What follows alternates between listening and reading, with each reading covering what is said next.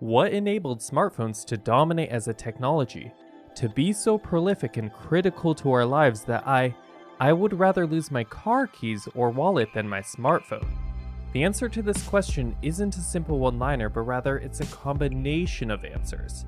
App development, wireless internet, carrier networks, Steve Jobs' brilliant marketing, though I would argue the most important contributor was the seamless combination of different functions and technologies into a single package. In this episode, we're going to explore the most distinctive feature of the smartphone's merging of technologies, the touchscreen display.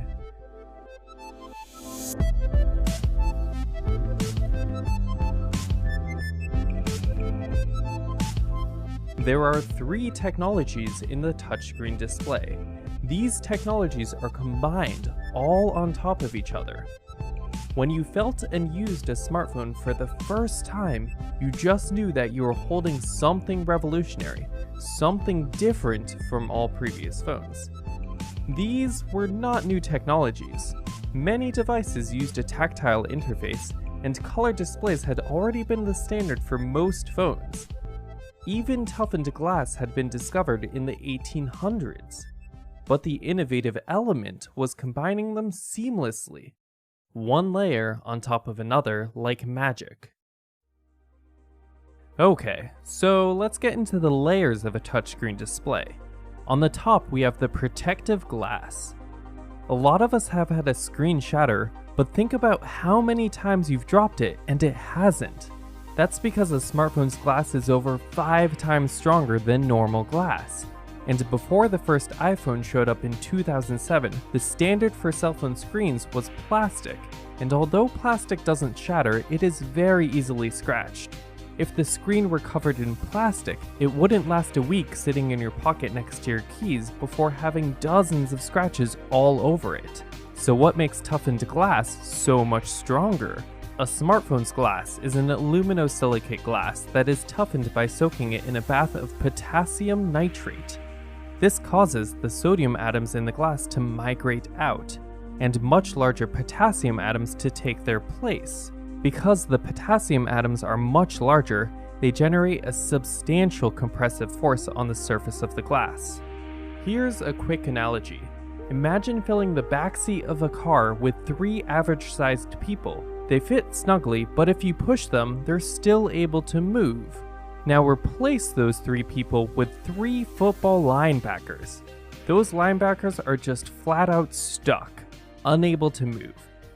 It would take much more force to move those linebackers from their seats. This is the fundamental concept behind what makes toughened glass special. The atoms are compressed, so it would take much more force for the glass to break.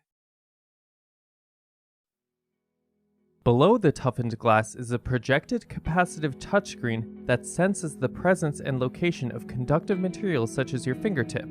This touchscreen is composed of 2 transparent diamond grid patterns printed on polyester with an optically clear insulator in the middle.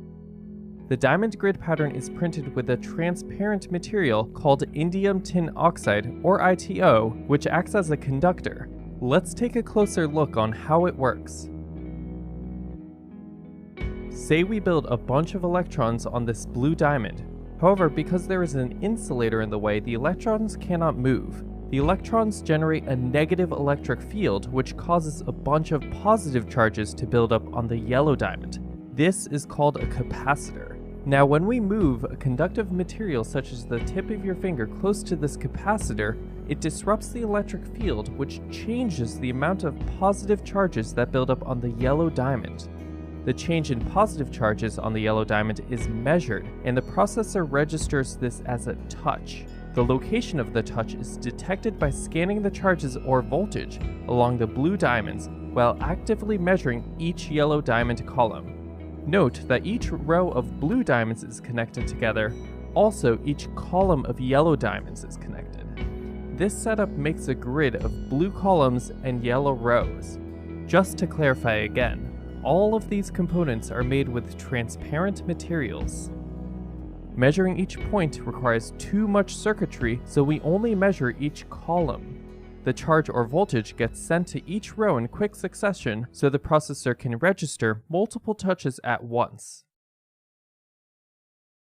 Below that is a display which uses LCD or OLED technology. While the LCD and the OLED display both produce high-quality images, in this episode we are going to focus on the OLED technology as it is the standard in most new smartphones. OLED stands for Organic Light Emitting Diode. This high-resolution OLED display is what generates the high-quality images that we see whenever we look at our smartphone. This is a crazy intricate grid. Current 2018 high-end phones can have over 3.3 million pixels. That means there are 10 million microscopic, individually controlled, dimmable, red, green, and blue lights in the palm of your hand. Take a moment and think about the engineering level required to control, let alone design and manufacture, that many microscopic lights.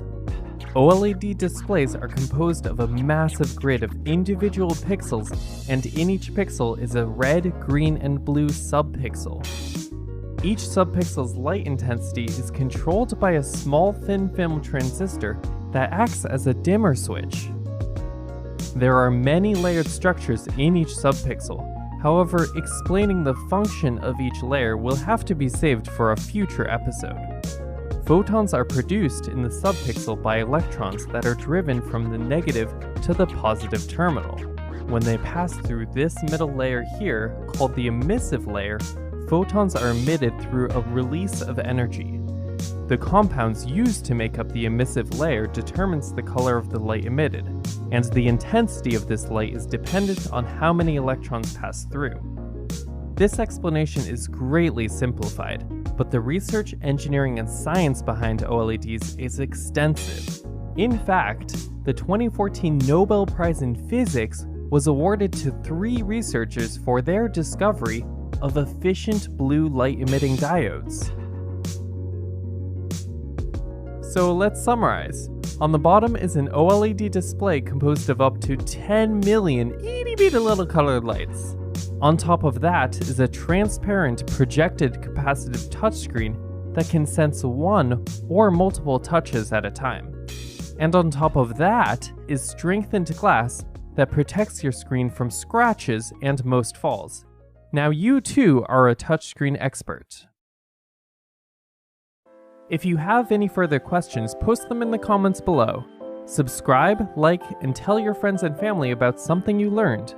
This episode details the structure of a touchscreen display. Branches from this episode are multi-touch design, electric fields, capacitors, OLEDs and their control, LCDs, wire materials transparent, and interface aesthetics.